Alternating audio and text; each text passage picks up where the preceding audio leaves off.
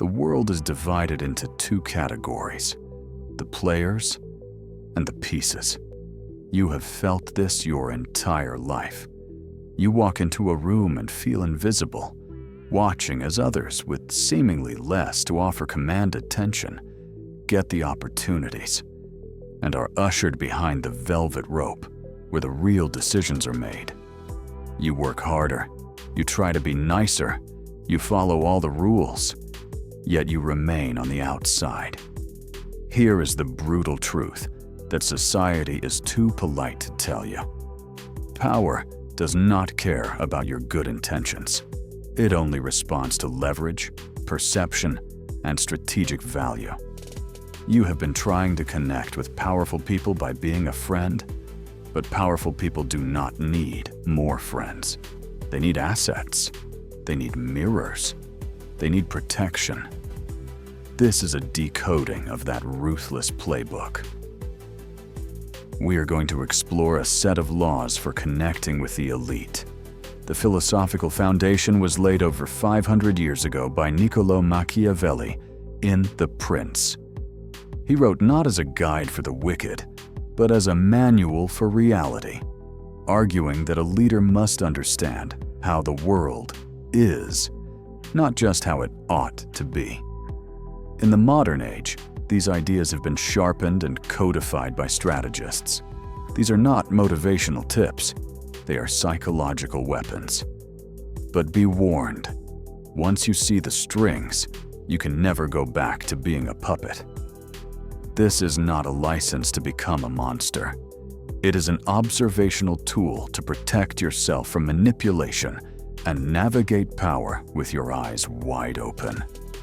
The world is divided into players and pieces. This is for those who want to be players. Let's begin. The first law, and the first mistake you often make, is to never outshine the master.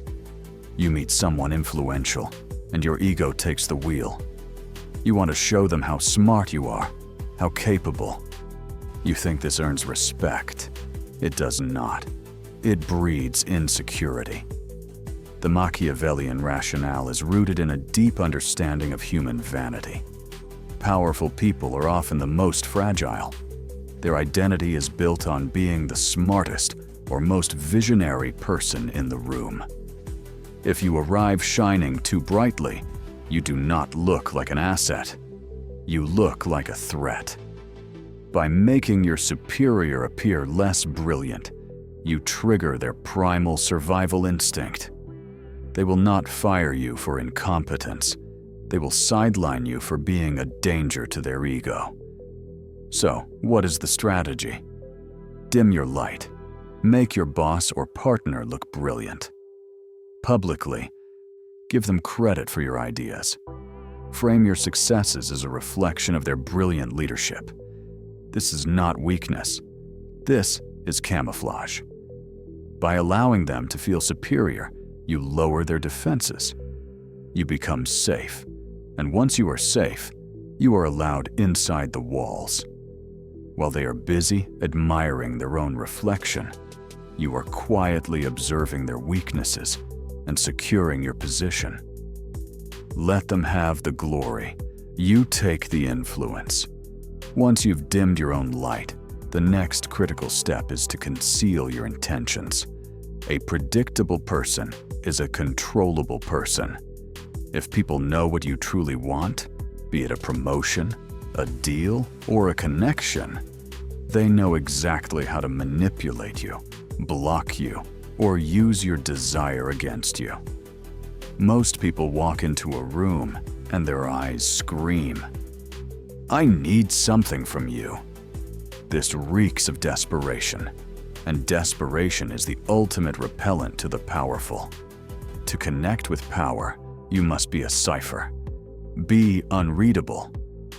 By keeping your long-term goals hidden, you prevent others from preemptively sabotaging your efforts. Talk about everything, except your true endgame: art, philosophy, their hobbies. Make them wonder why you are there. Mystery creates attraction.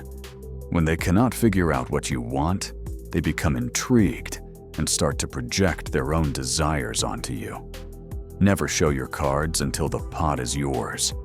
The less they know about your motives, the more power you hold. Being unreadable sets the stage for the third principle, which is where the nice guys so often finish last. You must appeal to self-interest, never to mercy. When you need help, the natural tendency is to remind someone of your loyalty or past assistance. This is a weak position. The powerful are bombarded with requests and have little time for yesterday's debts. Appealing to their pity or sense of obligation makes you seem needy and small. Mercy is a burden. Machiavelli was a realist. Self-interest is the most reliable driver of human behavior. Do not ask for favors, offer transactions.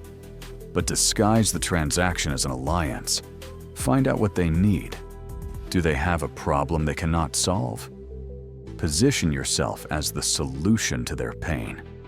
When you speak to them, do not talk about your needs. Talk about their interests. I see you are struggling with X. I have a way to fix it. Now you are not a beggar. You are a partner. Self-interest is the only language that is universally understood. Speak it fluently, and doors will open. After appealing to their self-interest, you must master the fourth strategic art, the art of absence. In a world of constant connectivity, you answer texts instantly. You say yes to every meeting. You are always there. You think this shows dedication. It actually signals low value. The fundamental law of economics applies to human dynamics. Scarcity creates value. If you are always available, you are common. And common things are cheap. Machiavelli knew that a prince who is seen too often becomes ordinary. Familiarity breeds contempt. You must learn to withdraw. Be fully engaged when you are present, and then disappear. This does two things. It proves you are a person of value with other options, and it creates an open loop in their mind. They start wondering where you are and what you are doing. Your absence takes up space in their mind. When you do return, your presence is treated as a reward, not an obligation. Use absence to stoke the fires of respect. And while your absence makes them value you more, your presence must serve a very specific, almost hypnotic purpose. This is the fifth law, the mirror of Narcissus. Everyone is in love with themselves. Even the most humble-seeming leader is secretly obsessed with their own worldview. They crave validation of their reality. Most people try to connect by talking about themselves. This is noise. To connect with power, you must become a mirror, reflecting their image back to them, but slightly enhanced. Subtly adopt their posture, their vocabulary, their way of thinking. This is not just mimicry. It is neurological synchronization. When you mirror someone effectively, their subconscious mind labels you as same. He is like me, therefore, I can trust him. You are bypassing their logical brain and speaking directly to their reptilian brain. People do not want to be challenged. They want to be confirmed. When they look at you, let them see the best version of themselves staring back. They will become addicted to your presence because you make them feel understood in a way no one else does. Now, we move into the deeper, more strategic laws. From reflection, we turn to intelligence. The sixth law is to become the gatekeeper of information. In any organization, power flows through the people who control the channels of communication. Powerful people are often isolated, surrounded by yes men. They are starving for the truth, for valuable, unfiltered intelligence. If you can be the person who brings it to them, you become indispensable. You become their eyes and ears. This isn't about being a gossip. It's about being an intellectual spy. Curate information that protects them or gives them an edge. When you trade in secrets, you elevate your status from an outsider to a conspirator.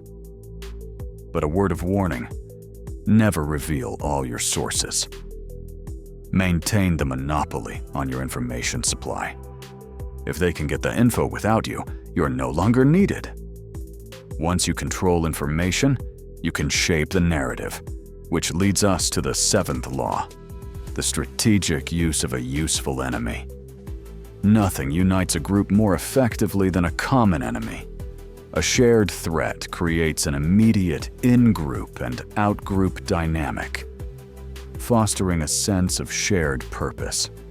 The wise leader doesn't just defeat their enemies, they use them.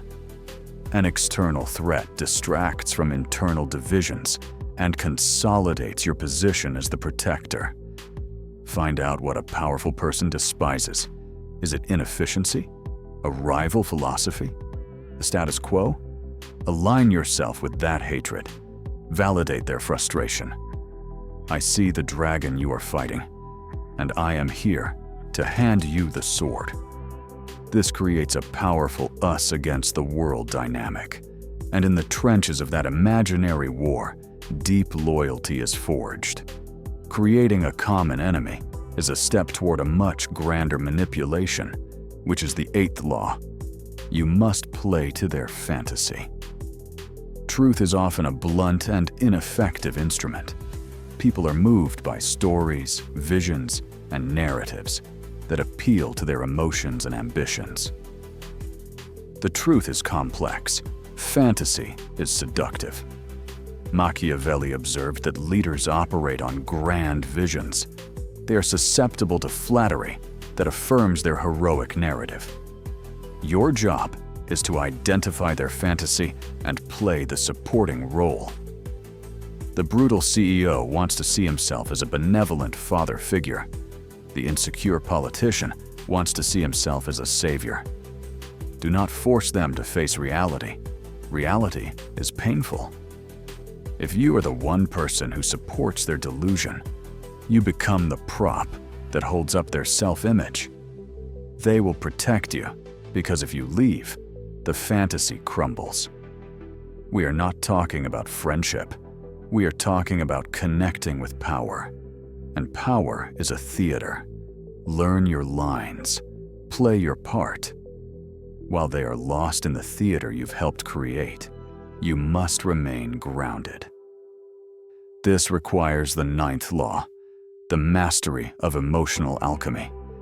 In the high-stakes arena of power, the person who is easily read is easily manipulated. An emotional outburst is a handle your opponents can grab to control you. To be untouchable, you must be the calm in the storm. When they are frantic, you are slow. When they are angry, you are steady. You must learn to transmute their energy, absorb their chaos, and reflect back clarity. The 3 most seductive words you can speak to a powerful person are, "It is handled." You are taking the weight off their shoulders. You become a sanctuary. They will start to crave your presence, not because of the business, but because of how you make them feel, safe and in control. In a world of fire, be the water. If you can lower their cortisol, you can raise your price. Controlling your own emotions allows you to adapt to theirs, bringing us to the 10th rule. You must assume formlessness. To be formless is to be adaptable, unpredictable, and fluid. A rigid plan or a fixed identity gives your opponents a clear target. But if you are constantly changing, you can never be pinned down. Machiavelli praised leaders who could be both a lion and a fox, strong when necessary, but cunning when strength was not enough. Do not get attached to a single identity. The formless player changes with the times, making them impossible to anticipate. Adapt to the culture of the person you are connecting with. If they are formal, wear a suit. If they drink whiskey, you drink whiskey. Remove the friction. The perfect spy is the one who looks exactly like the citizens. Blend in so you can stand out when it matters. Formlessness makes you adaptable, but the 11th law is what makes you secure. You must create dependence. This is the ultimate Machiavellian law for security. To maintain your position, it is not enough to be liked. You must be needed. When people depend on you for something they cannot easily get elsewhere, they have every incentive to protect you. Indispensability is the highest form of leverage. Relationships built on affection are fickle. Relationships built on mutual need are strong. Find a task that is essential to their success, but that they hate doing, and master it. Weave yourself into the fabric of their operation so deeply that extracting you would be more painful than keeping you. You want them to wake up at 3 a.m. and think, "My God, what would I do if they left?" Once you achieve that thought in their mind, you have won. You are no longer an employee, you are an organ, and you do not cut out your own heart. Dependence gives you security, but the 12th law gives you command. You must control the options. The most powerful person in the room is not the one shouting orders. It is the one who wrote the menu. The most effective way to get what you want is to present a limited set of choices, where every choice benefits you. When people feel they are choosing for themselves, they are more committed to the outcome.